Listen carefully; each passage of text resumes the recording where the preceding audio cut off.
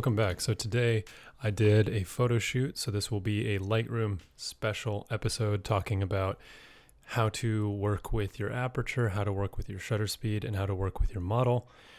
And secondarily, how to move those files into Lightroom, get them edited in a nice way, something that makes the human look favorable and attractive and not fake, unless of course you're going for that really overproduced look. And in some cases you are.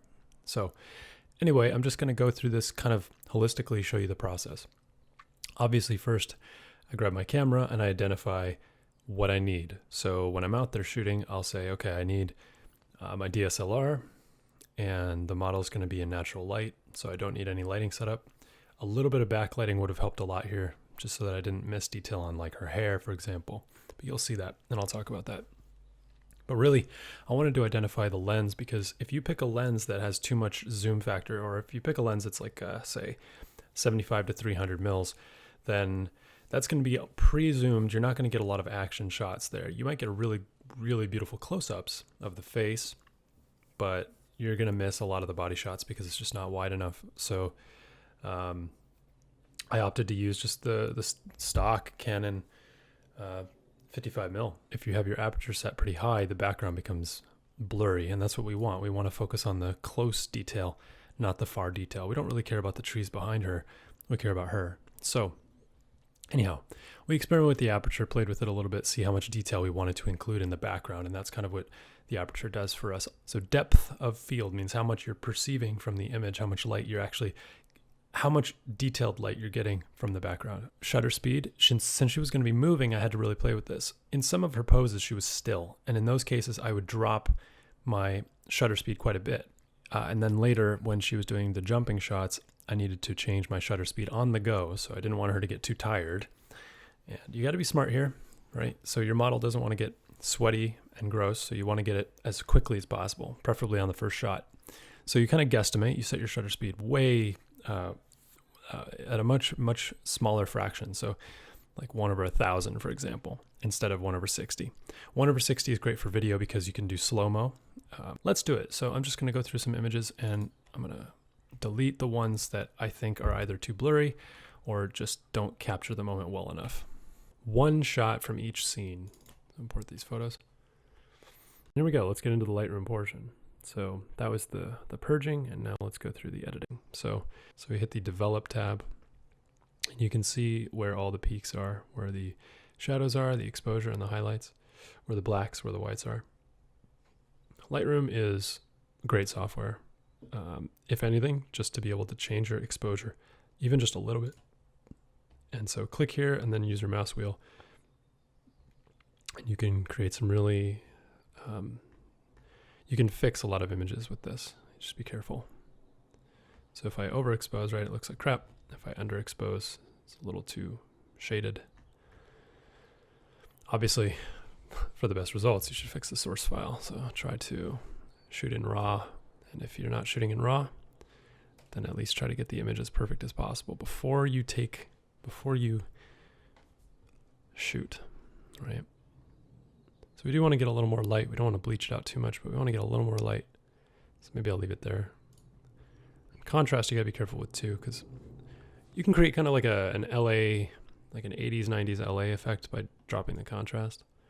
And then if you increase it, you'll look like you're on Instagram. So be careful. If you up the contrast too much, you get yellow walls and like puke green trees. So don't do that. But you can change it a little bit if you want more drama on the face, for example. Just get a little more, maybe out of the dark colors. Not too much though.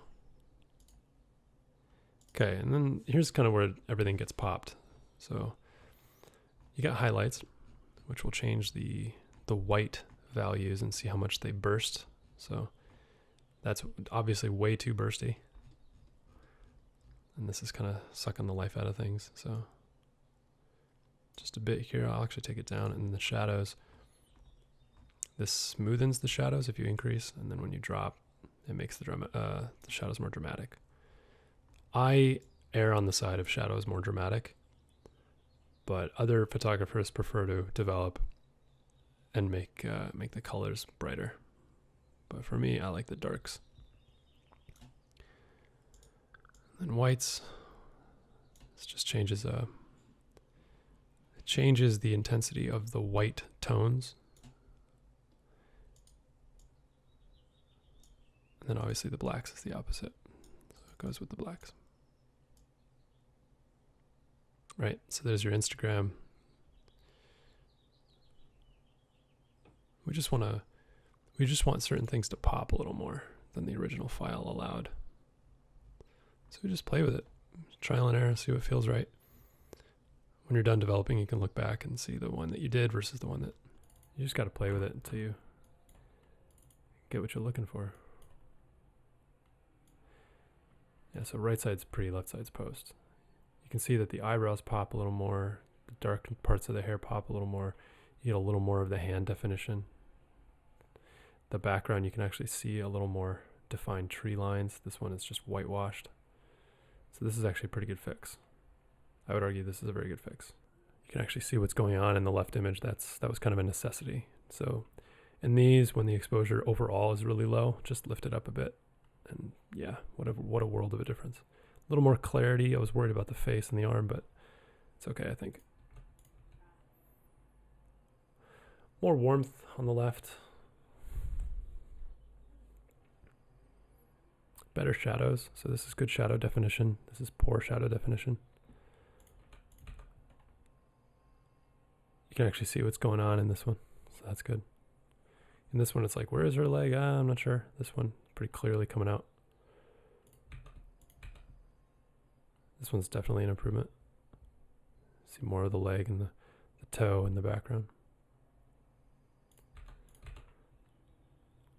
Subtle. Also very subtle. Yeah, take your pick. I'll take the wishing troll. So that's it. I'll send her those. Let's see what she thinks. And that's it. So that's how you get your model, get your camera, get your lens, take your shots, adjust your shutter speed, your aperture, adjust your angles, and then on the fly, whenever things are going on, when your model's changing position and the lighting is changing, maybe it goes behind a cloud or whatever, adjust your white balance as necessary. Of course, if you're in Lightroom, you can just adjust the white balance, but you don't want to have to do that every time. It's not fun. So try to keep it consistent. And then, of course, go through, purge the ones that you know they're not going to like, they're not going to buy, they're not going to use.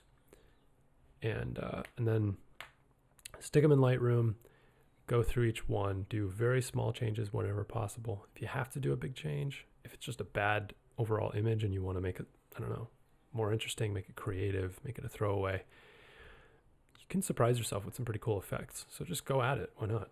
You can play with the colors, you can play with the clarity, you can play with the saturation, contrast, all that stuff. Just having some fun in the sun. All right. Hope you enjoyed that.